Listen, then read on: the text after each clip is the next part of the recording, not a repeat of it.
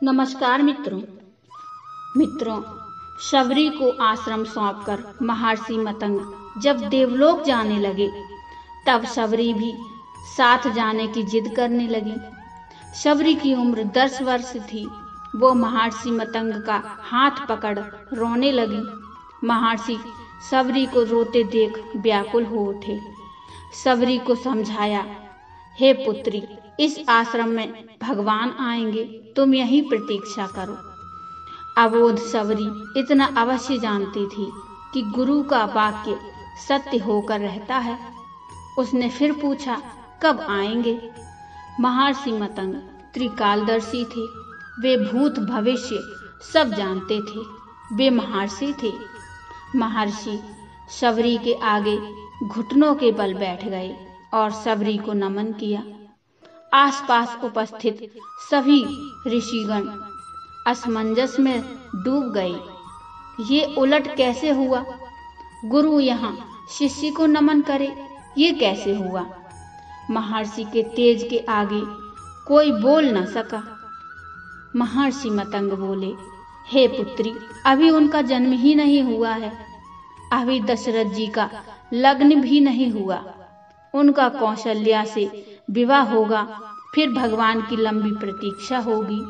फिर दशरथ जी का विवाह सुमित्रा के साथ होगा, फिर प्रतीक्षा। फिर उनका विवाह कैकेयी के साथ होगा, फिर प्रतीक्षा। फिर वो जन्म लेंगे, फिर उनका विवाह माता जानकी से होगा। फिर उन्हें 14 वर्ष का वनवास, और फिर वनवास के आखिरी वर्ष माता जानकी का हरण होगा। तब उनकी खोज में वे यहाँ आएंगे। तुम उन्हें कहना, आप सुग्रीव से मित्रता कीजिए, उसे आताताई बाली के संताप से मुक्त कीजिए। आपका अभीष्ट सिद्ध होगा और आप रावण पर अवश्य विजय प्राप्त करेंगे। अबोध शबरी इतनी लंबी प्रतीक्षा के समय को माप भी नहीं पाई। वह फिर अधीर होकर पूछने लगी, इतनी लंबी प्रतीक्षा कैसे पूरी होगी गुरुदेव?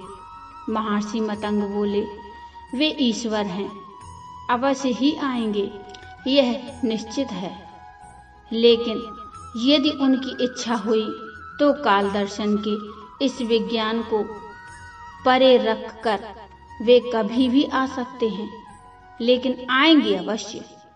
जन्म मरण से परे उन्हें जब जरूरत हुई तो प्रहलाद के लिए खंबे से भी निकल आए थे। इसलिए प्रतीक्षा करना, वे कभी भी आ सकते हैं। तीनों काल तुम्हारे गुरु के रूप में मुझे याद रखेंगे।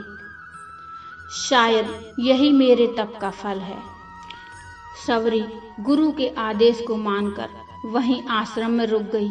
उसे हर दिन प्रभु श्री राम की प्रतीक्षा रहती थी। वह जानती थी कि समय का चक्र उनकी उंगली पर नाचता है। वे कभी भी आ सकते हैं। हर रोज रास्ते में फूल बिछाती है और हर क्षण प्रतीक्षा करती। कभी भी आ सकते हैं भगवान। हर तरफ फूल बिछाकर हर क्षण प्रतीक्षा। शबरी बूढ़ी हो गई, लेकिन प्रतीक्षा उसी अबोध चित्त से करती रही। और एक दिन उसके बिछाए फूलों पर प्रभु श्री राम के चरण पड़े। शबरी का कंठ अवरुद्ध हो गया। आंखों से अश्रुओं की धारा फूट पड़ी। गुरु का कथन सत्य हुआ। भगवान उसके घर आ गए। शबरी की प्रतीक्षा का फल ये रहा कि जिन राम को कभी तीनों माताओं ने झूठा नहीं खिलाया, उन्हीं राम ने शबरी का झूठा खाया। ऐसे पतित पावन मर्यादा पुरुषोत्तम दीन हितकारी प्रभु श्री राम की जय हो, जय हो। एक तक देर तक प्रभु श्री राम को निहारते रहने के बाद वो वृद्ध माता भिलनी के मुंह से स्वर बोल फूटे, कहो राम, शबरी की कुटिया को ढूंढने में अधिक कष्ट तो नहीं हुआ? प्रभु श्री राम मुस्कुराए, यहाँ तो आना ही था माँ, कष्ट का क्या मोल। जानते हो राम, तुम्हारी प्रतीक्षा तब से कर रही हूँ जब तुम जन्मे भी नहीं थे। ये भी नहीं जानती थी कि तुम कौन हो, कैसे दिखते हो, क्यों आओगे मेरे पास। बस इतना ज्ञात था कि कोई पुरुषोत्तम आएगा जो मेरी प्रतीक्षा का अंत करेगा। श्री राम ने कहा, तभी तो मेरे जन्म के पूर्व ही तय हो चुका था कि राम को शबरी के आश्रम में जाना है।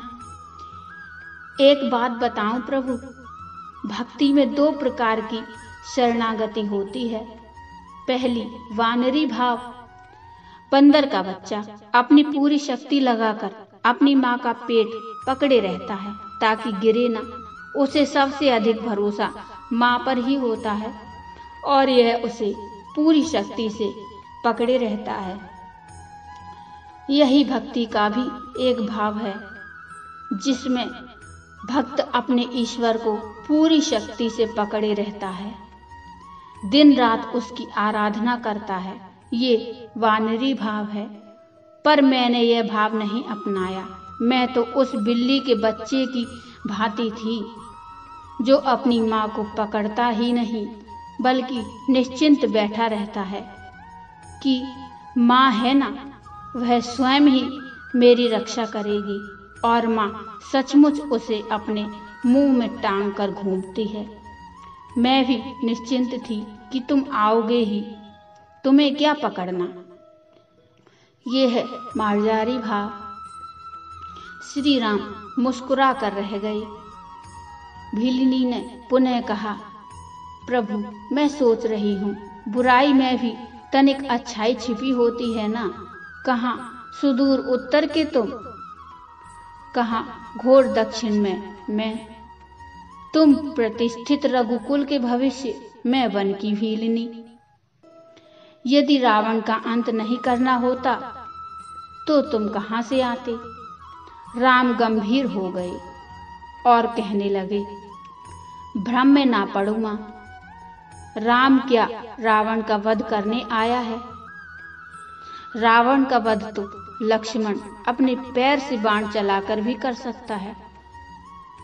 राम हजारों कोस चलकर इस गहन वन में आया है तो केवल तुमसे मिलने आया है मां, ताकि सहस्त्रों वर्षों के बाद भी जब कोई भारत के अस्तित्व पर प्रश्न खड़ा करे तो इतिहास चिल्ला चिल्ला कर कह दे कि इस राष्ट्र को क्षत्रिय राम और उसकी भीलिनी मां ने मिलकर गढ़ा है।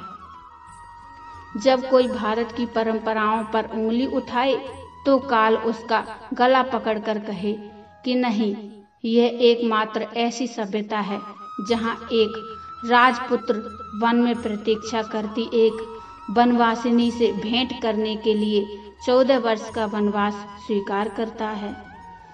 राम वन में इसलिए आया है ताकि जब युगों का इतिहास लिखा जाए तो उसमें अंकित हो कि शासन, प्रशासन और सत्ता जब पैदल चलकर वन में रहने वाले समाज के अंतिम व्यक्ति तक पहुंचे तभी वह राम राज्य है।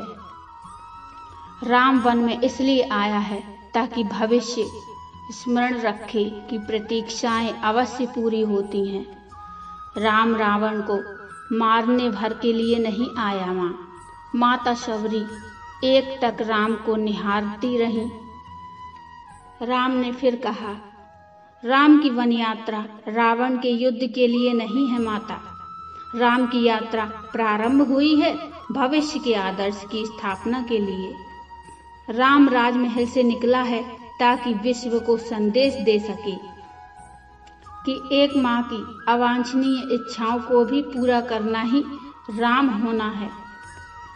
राम निकला है ताकि भारत विश्व को सीख दे सके कि किसी सीता के अपमान का दंड असभ्य रावण के पूरे साम्राज्य के विध्वंस से पूरा होता है। राम आया है ताकि भारत विश्व को बता सके कि अन्याय और आतंक का अंत करना ही धर्म है।